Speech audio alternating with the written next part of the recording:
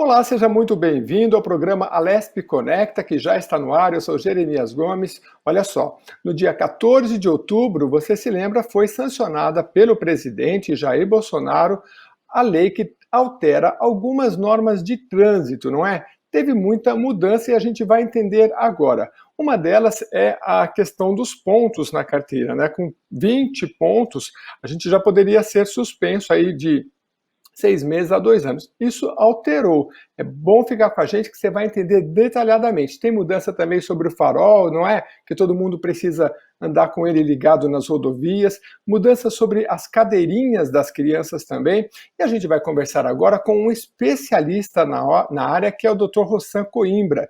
O Dr. Rossan é presidente da Comissão de Direito do Trânsito da OAB São Paulo, está aqui com a gente para tirar as nossas dúvidas. Muito obrigado pela sua presença, doutor. Sou eu que agradeço essa oportunidade de falar aos seus ouvintes.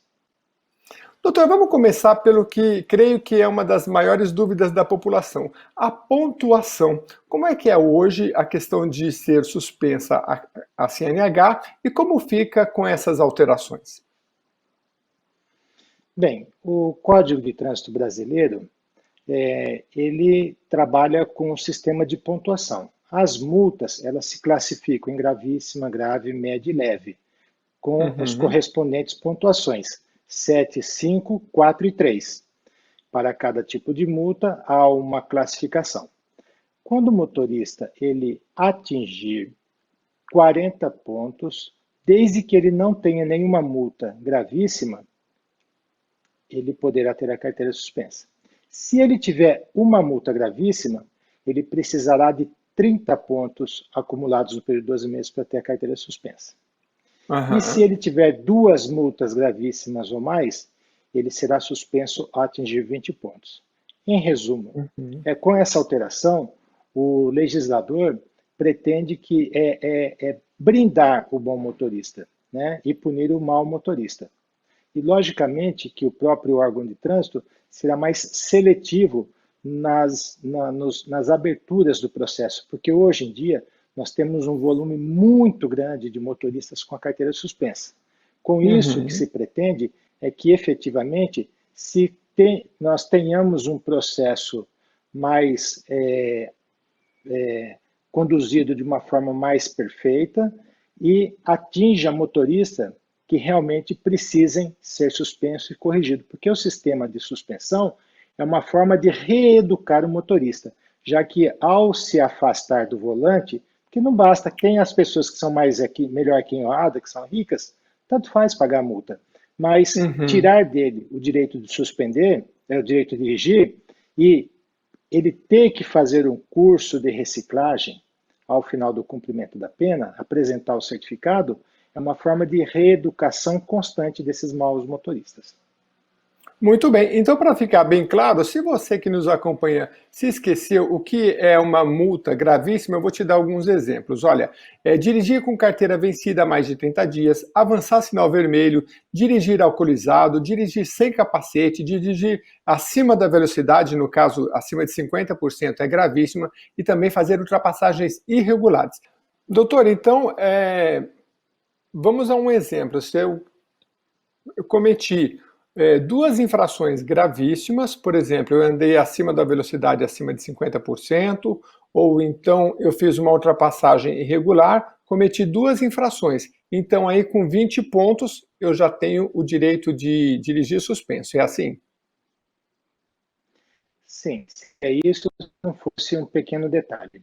Multa por dirigir a 50% acima da velocidade máxima permitida, é uma multa que por si só gera suspensão.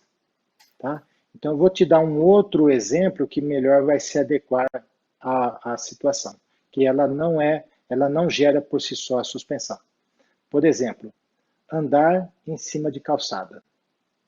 Ah, Tá bem? Então, na rua, na, na, no perímetro urbano, alguém está com o seu veículo e ele anda pela calçada. Essa dá uma multa gravíssima.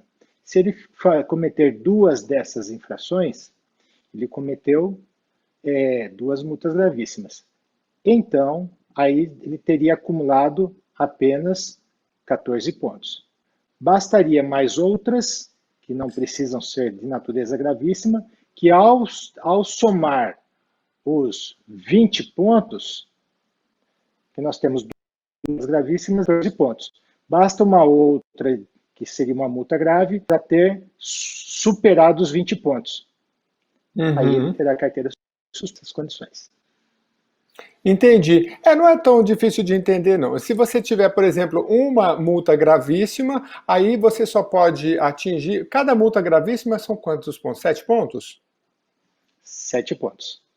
7 pontos. Então, aí, se você tiver uma só, aí você pode atingir até 30 pontos. Se você tiver duas, só até 20. Se não tiver nenhuma, aí sim você tem o direito de atingir 40 pontos, mas nenhuma pode ser gravíssima. Só multas. Como é que são denominadas as outras? Grave, média e leve.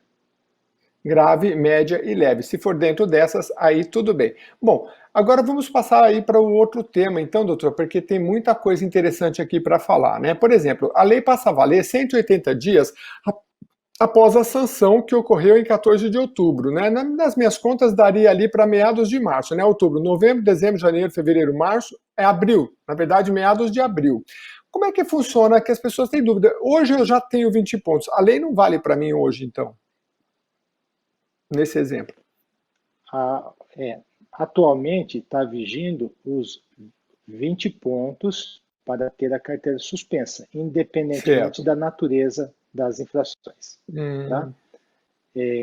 Agora, quando o código entrar em vigor em meados de abril, aí vai valer esta outra regra, tá bem? Os motoristas que forem atingindo, acumulando os 20, 30 ou 40 pontos, dependendo do número de infrações gravíssimas que ele tiver, vai se enquadrar numa dessas faixas para ter a sua carteira suspensa.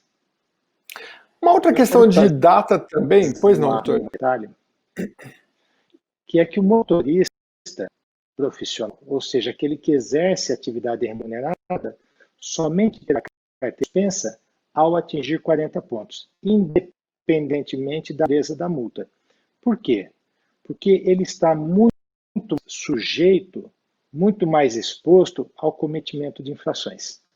E, portanto, ele merece um tratamento diferenciado. Além disso, aquele que depende da carteira, ele sofre muito mais com a suspensão, a sua família pode passar necessidade, do que aqueles que não dependem, que não exercem atividade remunerada. E tem mais um outro detalhe importante. Pode ser o motoboy, porque não depende da categoria. Então, pode ser o motoboy, pode ser o taxista, pode ser o motorista de aplicativo, pode ser o caminhoneiro, motorista de ônibus, o carreteiro, não importa a categoria. Agora, um outro detalhe muito importante é que existe o curso preventivo de reciclagem, que é um privilégio que é concedido aos motoristas que exercem atividade remunerada quando atingirem 30 pontos. Eles farão o curso preventivo de reciclagem, zerada a ação e começa a contar novamente para os próximos 12 meses. Nesses próximos 12 meses, ele não pode atingir 30 pontos, senão a carteira dele será suspensa como outro motorista qualquer. Esse curso preventivo de reciclagem, então, ele está disponível, é autorizado pelo Detran para todo o motorista que exerça uma profissão utilizando a CNH, é isso que o senhor está dizendo? E atingindo 30 pontos, exatamente, ele pode não perder a carteira, 30 pontos, assim, e se ele atingir 40, 50? Passou de 30, ele tem esse direito? Como é que funciona? Ele tem esse direito e ele requer ao Detran. O Detran autoriza ele passar por um curso de reciclagem, que pode ser num CFC ou autoescola, né, para os mais antigos, e ele vai fazer essas aulas e participar, fazer um exame. Sendo aprovado, ele pega o certificado, entrega no Detran e é zerada essa pontuação.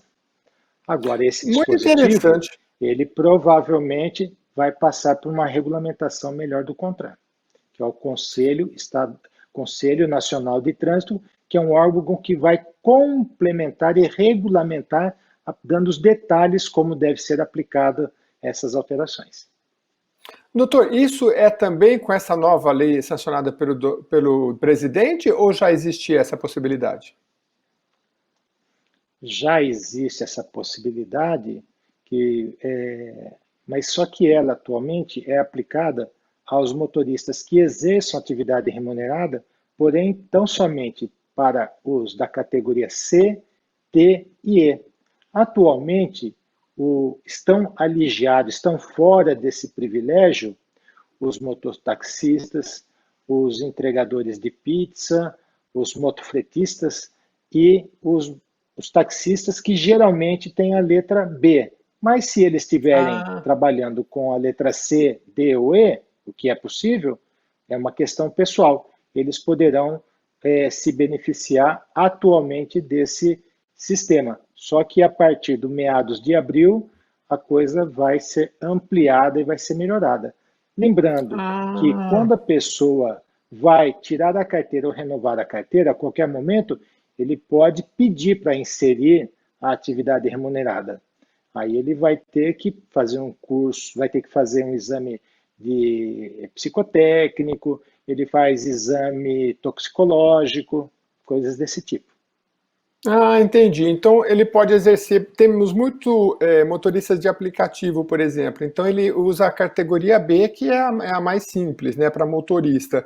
E aí ele, a partir de agora, então, quando ele for renovar, ele pode ir lá e falar: "Ó, não, eu exerço uma profissão como é que chama disso? Eu utilizo a carteira para Remunerada. o meu trabalho, remunerada, Atividade. com a É. Na atividade verdade, é remunerada. bom que se Muito bem. diga, na verdade, é, AET, exercício de atividade remunerada. Doutor, para ficar EAR. Agora eu ótimo. digo E o aí, seguinte, atualmente o motorista de aplicativo, ele já é exigido dele essa atividade remunerada para o exercício dessa função. tá bom. Mas então ele só vai poder se valer do curso de reciclagem para não ter a penalidade de suspensão se ele atingiu 30 pontos a partir de abril do ano que vem, meados de abril, que houve alteração da lei, no caso dele ter a categoria B. Nos outros casos, a lei já abrange aí essa possibilidade. Ficou bem entendido. Agora, doutor, essa questão do prazo também acho que é bem relevante a gente colocar. Porque, por exemplo, nós estamos nessa gravação em outubro de 2020. Então, digamos que eu tenha lá, sei lá, 10 pontos na minha carteira, e quando for em abril do ano que vem, vamos 14, 15 de abril, vai entrar em vigor essa nova lei. Então vamos supor, aí hoje, atualmente pela regra atual, com 20 pontos eu já sou suspenso. Vamos supor que lá na primeira semana de abril eu estou com 10, 15 pontos, enfim. Se eu atingir 20, vou ser suspenso. Como é que é esse prazo? É 12 meses a partir desse mês de outubro que eu tive a primeira multa, e vamos supor que eu tenho 10 pontos, ou o mês se fecha de janeiro a dezembro, a contagem dos pontos? Muito bem. Quando o CONTRAN se reunir para disciplinar esse dispositivo, ele vai Uhum, criar ali uma disposição transitória, justamente uhum. para explicar como que vai ser esse funcionamento. Eu estou dizendo isso porque quando nós tivemos uma alteração à Lei 13.281 de 2016 e foi mudada o prazo de suspensão mínimo, que antigamente era um mês, a partir de 2017, na verdade, de novembro de 2016, entrou em vigor essa lei. Ela foi sancionada em maio, passou a produzir efeito, sua vigência em novembro. Quando o legislador regulamentou essa lei, através da deliberação 163, o CONTRAN, ele dispôs a respeito de como seria cômputo. As multas havidas anteriormente não entravam nesse bloco de somatória de pontuação. Somente valiam as multas que eram tomadas na vigência da lei anterior. A partir da vigência nova, então começava uma nova somatória de pontos, para não ser injusto com os motoristas. Mas então, para ficar claro, hoje as multas para contagem de pontos, elas somam a partir, vamos supor, que eu não tenho multa nenhuma. Em outubro eu tive 10 pontos, depois em dezembro mais 10. Eu só vai contar da primeira até a última. Vamos supor, de outubro a outubro eu somo esses pontos máximos. Não é fechado janeiro, dezembro, não é verdade? É muito comum essa dúvida. As pessoas não devem levar em consideração do dia 1º de janeiro ao 31 de dezembro. Não é um ano fiscal. Mas ele deve ter a multa mais recente e retroagir o prazo de meses. Se somar a somatória, ele poderá ter a carteira suspensa. E quando é que zera os pontos? Muito bem. Os pontos, eles entram e, se eles não formarem um bloco que atinge uma somatória, automaticamente ele sai do sistema. É como se fosse um coador. É como se fosse um coador. Então ele fica paradinho ali. Se não atingiu a somatória, ele vai vazar por baixo. Então ele vai deixar de ser considerado. Entendi perfeitamente. No caso de atingir a pontuação, o ponto ele fica preso no sistema para que para que o condutor ele cumpra a penalidade ou ele consiga alguma decisão favorável junto ao órgão do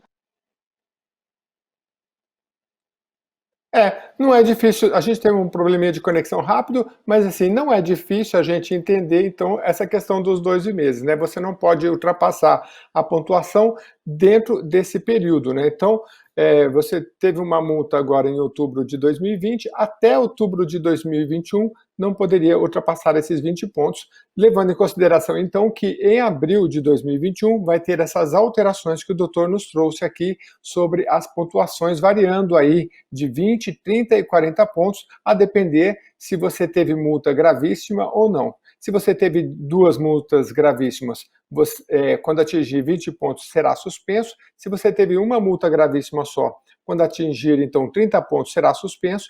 E se você não teve nenhuma multa gravíssima, você pode atingir até 40 pontos, só daí é que a sua carteira seria suspensa. Então o cuidado, claro, é para a questão das multas gravíssimas. Doutor, agora eu gostaria de saber sobre renovação da CNH, né, Carteira Nacional de Habilitação. Mudou alguma coisa? Sim, mudou. Até aqui, a renovação se faz a cada 5 anos.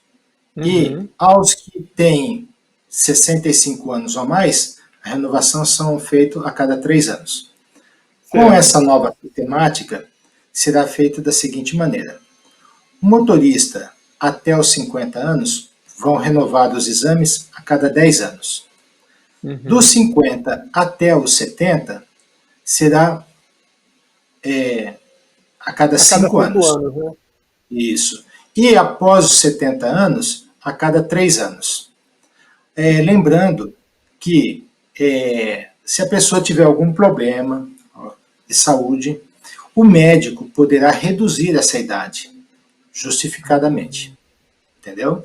Se a pessoa não apresenta algum problema de ordem de saúde, física ou mental, o médico ele vai justificar e vai reduzir esse prazo. Mesmo que ele tenha, por exemplo, 30 anos, se ele tiver alguma dessas problemas, doenças, o médico vai justificadamente reduzir para 3 anos, por exemplo. Eu tenho que esperar esse prazo vencer para renovar ou posso renovar antes? Precisa aguardar vencer para poder renovar. Não tem como renovar antecipadamente. Muito bem. E das cadeirinhas para as crianças, aquela de segurança, teve alguma alteração na lei? Teve sim. Até aqui, as crianças com 7 anos. A partir da alteração da lei, é aos 10 anos ou atingir 1,45 m de altura. Tá bem? Então, mudou e tornou mais rígido. Lembrando que a proposta inicial da presidência é que não haveria multa alguma. Seria um cuidado que os pais deviam ter com as crianças. Sendo pai, ele saberia o que seria melhor para os filhos.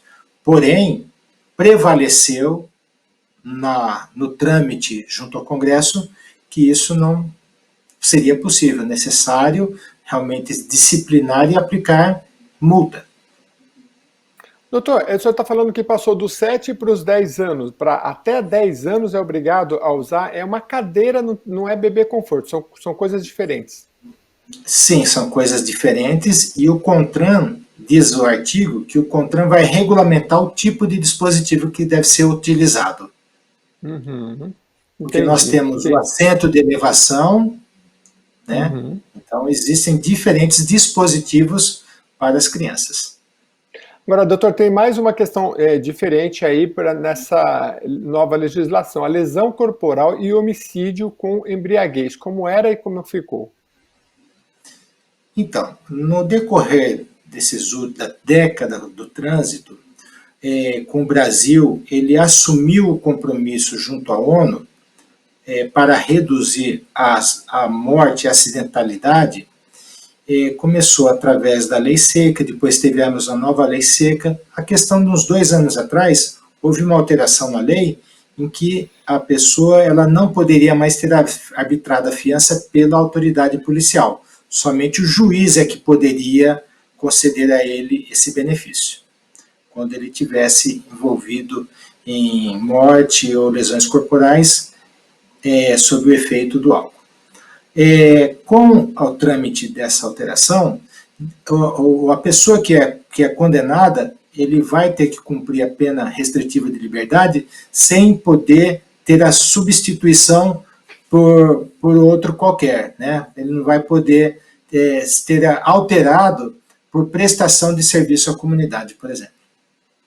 Ah, entendi. Me chamou a atenção também que no caso da embriaguez, e a gente está falando aí isso aí é só especificamente para o caso da embriaguez, né? Ou qualquer lesão corporal ou acidente com vítima fatal ou não? Não, somente para os casos de embriaguez que resultar morte, lesões corporais ou lesões corporais privilegiadas ali. Que é uma forma que o legislador tratou igualmente para não ter mais aquela discussão. Olha, foi culposo, a pessoa não quis mais cometer por imprudência, ou foi dolo eventual. Ele não queria, mas ele assumiu o risco de produzir. Entendeu? Então, essas diferenças. Agora, a pena é igual, e o tratamento é igual. Portanto, isso desapareceu, essa discussão que não levava a nada. Correto. Doutor, exame toxicológico, categoria C, D e E, isso é desconhecido para a maioria da população, porque é mais restrito ao motorista profissional de caminhão, é isso? Explica para a gente se teve alteração nesse exame. 2 anos e meio, né? A cada 2 anos e meio ele vai fazer o curso para poder dirigir. Se ele for reprovado, ele fica suspenso e só volta a dirigir quando ele apresentar o exame de aprovação. Também é importante esclarecer que se o motorista for pego com o exame toxicológico sem fazer o exame toxicológico, ele vai estar respondendo à mesma infração de que estaria enquadrado a pessoa que dirigisse sob estado de embriaguez.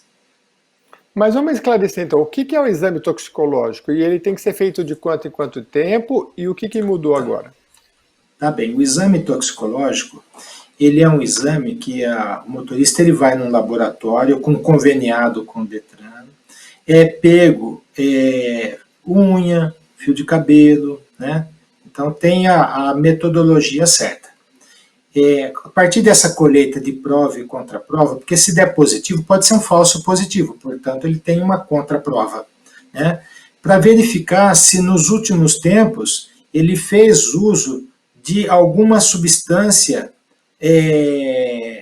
como maconha, cocaína, anfetamina, né? Porque nós sabemos que os motoristas que dirigem pelas estradas, são os motoristas de caminhão, de ônibus ou de carreta, eles trabalham sob pressão. E muitos deles, para poder cumprir a sua jornada de trabalho, às vezes ele acaba caindo nas garras das drogas, para não se manter acordado, para cumprir horas e mais horas de viagem. E então, uma forma de se combater esse tipo de abuso por parte dos motoristas é justamente a realização desses exames. Agora, também, a tendência que existe é que venha a ser admitido o drogômetro. O que é o drogômetro? É como se fosse um bafômetro. Ele vai captar nas estradas, sem necessidade de fazer exame de laboratório, através de amostras, ele vai conseguir verificar se a pessoa está sob efeito de algum tipo de droga. Porque foi muito criticado esse tipo de fiscalização. Por que só fiscaliza na hora de renovar a carteira? E nas estradas não tem fiscalização? Tem que ter fiscalização nas estradas também. E o drogômetro é uma das promessas daqui para frente. Bom, a gente tem mais 3 minutinhos, mas eu quero fazer mais 2 perguntas, quem sabe dá para responder 1 minuto cada. Mas, doutor, então, só para ficar claro, o exame toxicológico é só para a categoria C, D e E, ou seja, motoristas de caminhão, de van, e é feito a cada 2 anos e meio, e esse prazo mudou ou não mudou? Não, 2 anos e meio agora. Então não muda muita coisa sobre o exame toxicológico com a nova lei. O que o presidente queria, a presidência da República, queria eliminar esse exame, mas foi uma conquista da sociedade. A sociedade clamou e aprovou esse tipo de medida de segurança contra a violência das estradas por conta desses caminhões, ônibus ou carretas. E isso foi uma conquista e não foi deixada para trás. Não. Doutor, falar rapidamente sobre a luz nas estradas, né, porque isso mudou tudo, e capacete para motociclista, por favor. Primeiro as luzes, mudou alguma coisa? Sim, vai ser exigida apenas para os veículos que não têm aquelas luz diária de rodagem. Sabe aqueles carros que você liga o carro, ele já acende automaticamente as luzes? Bom, daqui para frente vai ser um equipamento obrigatório, que vem de fábrica, tá? Mas os veículos que não têm esse dispositivo, eles devem manter as luzes acesas, inclusive nas estradas simples, né? Nas estradas que existe uma pista que vai e outra que volta, os veículos não se cruzam, não precisa ter as luzes acesas, tá? Inclusive no perímetro urbano também deve ser usada essas luzes baixas. Não se esqueça que uma coisa é farol baixo, outra coisa é a luz, a lanterna de posição, é aquela bem mais fraquinha. Então nós temos a luz alta, luz baixa, que tem o foco, e nós temos o farol de posição, que é aquela lanterninha fraquinha. Essa não, então, pode ser farol baixo. Para ficar claro, então, hoje eu saí, peguei uma rodovia, ou estou dentro da cidade, eu tenho que usar o farol baixo, é isso? E o que vai mudar depois, a partir de meados de abril? Vamos lá, vou dar um exemplo prático. Se você pegar uma Castelo Branco, onde uma pista só vai e a outra só vem, esse você não precisa, durante o dia, usar a luz baixa, tá? Agora, se você pegar aquelas estradas em que os veículos se cruzem, é uma pista simples, durante o dia, você deve usar o farol baixo, inclusive no perímetro urbano. Ah, correto. Então, sempre falando aí da questão do dia, porque à noite você tem que usar o farol mesmo, e pelo que o senhor nos trouxe, já dá para entender, porque quando uma via vai e outra vem, é mais perigoso, um tem que olhar mais para quem está vindo. Então, daí usar o farol baixo não é aquela lanterninha, não, é o farol normal, não é o farol alto, é o farol normal, e isso vai ser, só que hoje é obrigado em todas, né, e aí a partir de abril é que vai, na simples é que não passa a ser obrigado. Então acho que por enquanto mantém aí o farol aceso normalmente, né, lembrando que todas essas alterações serão que nós estamos falando aqui só passam a valer a partir aí, pelas contas do doutor, salvo engano, 14 de abril, né? Então, assim, no meados de abril é que vai valer essas alterações. Bom, o programa, acho que já estamos aí bem próximo do fim, e só queria que o senhor falasse aí em 30 segundinhos aí a questão do motociclista andar no corredor, por favor. Tá bem. Quando a ideia que surgiu é que o motorista deveria somente transitar no corredor quando o fluxo tivesse parado ou lento. Mas isso foi vetado pela Presidência da República. A coisa continua como está hoje. Porque ele entendeu vetar essa alteração, porque a moto ela é utilizada para entrega rápida. É um veículo que não fica parado no trânsito. E você colocar regras que façam com que o veículo fique no meio dos carros até aumenta o risco do motociclista ficar ensanduichado no meio de um acidente. Um veículo colide contra o outro e porque o motorista está no meio, o motociclista está no meio, ele acaba sendo o elo mais fraco da corrente. Lembrando também que a motocicleta ela tem um tempo maior de arrasto para parar. Imagine você, numa motocicleta, se tivesse que ficar andando entre os carros e parando, você não tem a visão, por exemplo, se na sua frente tiver um caminhão. De modo que foi muito boa e oportuna ter vetado essas alterações para o motociclista. Eu quero agradecer muito o nosso convidado, Dr. Rossan Coimbra, presidente da Comissão de Direito do Trânsito da OAB São Paulo, por essa entrevista. Obrigado, doutor. É sempre um prazer. Muito obrigado, senhores. Dr. Rossan, que está aí há mais de 30 anos atuando nesta área e trouxe informações para a gente aí das alterações no trânsito, no Código de Trânsito Brasileiro, a partir de meados de abril, com esta lei sancionada nesta semana, meio de outubro, que nós estamos nessa gravação, sobre essas alterações. Muito obrigado pela sua companhia, continue mandando as suas sugestões, que a gente vai transmitindo aqui pelo Alesp Conecta. Até a próxima edição.